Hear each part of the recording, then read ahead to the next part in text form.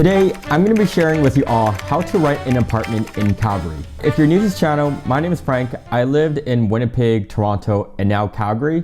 And in my channel, I share my living experience to help you determine kind of like which city in Canada is best suited for you based from like my experience.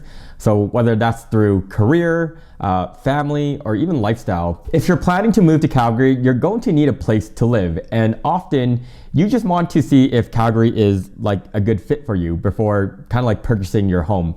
And renting an apartment for the years here can be a pretty good idea. So having lived in various cities across Canada, like I mentioned before, I've noticed the process here is a little different in comparison to like when I was living in Toronto, like a lot more chilled, if that makes sense.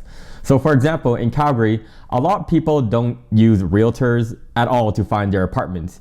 You basically can gladly skip that step, which is very nice. Basically, what I'm saying is that you don't need a realtor to find an apartment at all in Calgary. So anyways, if you're enjoying what you're hearing so far, I would ask if you could just do me a quick favor, smash the like button, the subscribe button, or follow me on Instagram if you hadn't done so already. And now, let's get into how to find an apartment in Calgary.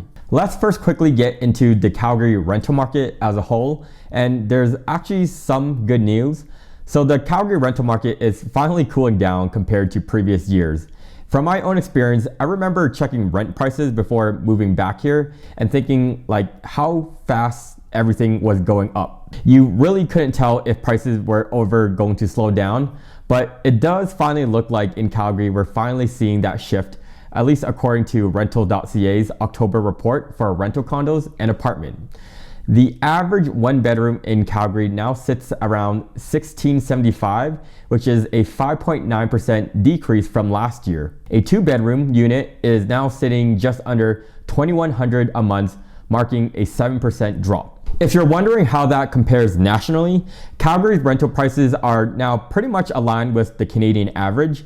A one bedroom across the country sits roughly $1,600 a month, while a two bedroom averages around $2,200 a month. Which in my opinion is really interesting because when I first moved here back in 2020, Calgary was known for being noticeably cheaper than the national average. Like I still remember my first one bedroom apartment in Calgary. It was a apartment I rented for $1,350 a month. The key takeaway here is that Calgary's rental prices have dropped, just like what we're seeing like across the rest of Canada. Even if you're looking to buy like in the condo market, condo prices have come down, especially in major cities like Toronto. And honestly, even though part of me as a homeowner could be upset about like my own condo value dropping since I first bought it here a year ago, I do feel that overall affordability in the housing market is what really is needed for people to find a place to live. Next, I want to talk about the websites and apps that people typically use in Calgary to find a rental property. As many of you know, I'm a realtor, and people sometimes reach out to me asking if I could personally help them find a rental apartment or condo when they're moving to Calgary for the first time. And oftentimes I tell them like the quick answer is that people in Calgary generally just don't use realtors for finding rentals. It's just not really needed here. In Toronto, for example, it's very common to have like a realtor to help you find a rental. Like they'll show you a ton of options, handle all the paperwork, and make sure like your offer is like not a scam. But in Calgary, the process, like I said before, is much more direct. Like people simply just go online, deal with their landlord or property managers like themselves. Like you don't need that median person or myself. The most popular website that people use here in Calgary is rentfaster.ca. It's kind of like the go-to site that locals use, and it's updated daily. Like landlords even use it to list their own properties directly. So you're seeing like real up-to-date listings, or not outdated or like maybe fake ones. You can browse through like the Calgary map, filter by area, price, or amenities, and find something that matches your needs. Lately, I've noticed that quite a few listings offering 1 or 2 months of free rent, which sounds great, but just make sure to read the fine print to understand that what that actually entails. Another great option is nonetheless Facebook Marketplace. It can be like seen as a hit or miss, but it's great for finding sublets or short-term rentals. Often people who want to move out early will list their units here, and you might be able to take over their lease and then decide if you want to renew it later. Lastly, there's even Kijiji, which can be useful for finding basement suites, private landlords, or even roommates. If you're moving to Calgary for the first time, I actually made a video breaking down which neighborhoods you should consider, including options if you're looking to rent an apartment. Calgary is very much a driving city, so taking transit can be a little bit of a challenge in comparison to places like Toronto, Vancouver, or even Montreal. For me personally, if I were moving to Calgary with a family, I'd probably most likely look in the southwest or the northwest quadrant. If I was a younger professional, I'd probably stay closer to the downtown core area where most of the restaurants and events are all over there. And if I wanted something that was just more budget friendly with more space for the price, I'd look in the northeast quadrant. And then finally, if I wanted kind of like a newer developing area, then I would look at the southeast quadrant. Some of my personal favorite areas in Calgary includes Kensington, that has like a ton of restaurants, unique characters, restaurants, and just great walkability. I also really love Bridgeland because it feels modern, clean, and has its own like distinct vibe.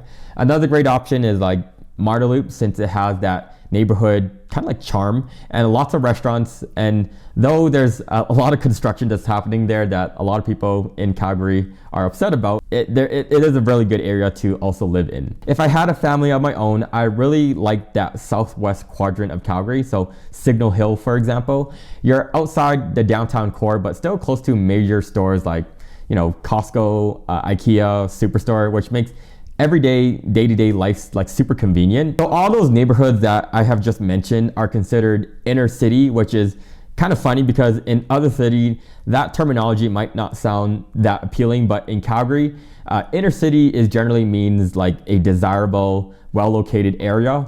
But if you prefer a true suburban like area, then Northwest has some great family neighborhoods like Edgemont, Silver Springs, Varsity, Scenic Acres. I also find in general that Calgary has a lot of apartment buildings, and it's super common to just drive or walk around the city and see like a for rent sign, contact the lease agent or office, and you'll get a showing or a tour within like a day or two very easily. When it comes to actually applying to rent an apartment, here's what landlords in Calgary typically look for in a tenant. The cold hard truth is that almost every landlord just wants someone who will like not mess up their place and will reliably make their payments. Like that whole application requirement of like photo ID, employment letter, pay stubs are basically there to just show that you're just, I don't know, not a shady person for a lack of better terms, which is why it's important to have your documents ready. This includes like things like what I said before, a photo ID, employment letter, recent pay stubs, a credit report maybe, and even like a previous landlord reference if you have one. At the end of the day, everything is about just proving that you're a stable, responsible, and able to just pay rent on time. And if your situation isn't perfect, like if you currently don't have a job or your credit isn't the best right now, it's like offering to pay 2 to 3 months up in advance can really help to show that you're trustworthy and that you're serious. In fact, I'm pretty sure I did that because when I got laid off, I didn't have a job, and I think they based it on my credit report that gave them the trust to rent out a place for me still. And the thing is, I totally get that providing a lot of these documents can feel quite intrusive. As someone who rented for like over a decade, I remember wondering like why they needed so much of my personal information. And honestly, it's a fair argument. They do ask for a lot, but the reality is that because you're renting their property, the ball is generally in the landlord's court.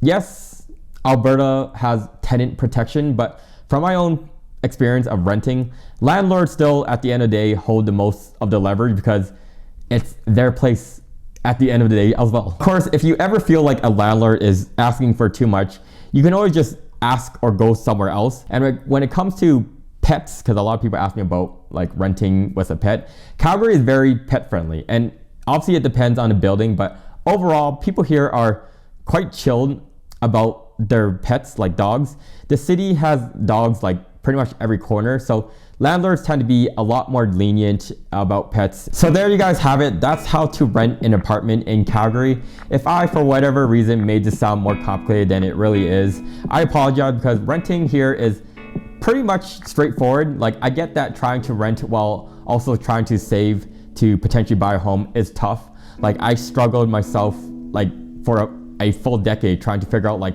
how I could pay for my rent and also put money aside for a future home. And I'm here to say that it is possible. It takes a lot of discipline with your budgeting, consistently investing in something like the S&P 500 index fund, and honestly a bit of hope that things will work out over time. What really did help me was moving from Toronto over to Calgary, where housing affordability was just significantly better. But if you're ever thinking about moving to Calgary, renting could be a really best first step. Like, it really lets you test out the city, explore the different neighborhoods, and see if this lifestyle of Calgary and the mountains like fits you before making a long-term commitment of buying a home. But anyways, if you made it to the end of this video, thank you so much for watching. I really appreciate each and every one of you who have been watching me throughout my journey. If you haven't done so already, hit the subscribe button or follow me on Instagram, and I guess I will see you all in the next one. Peace.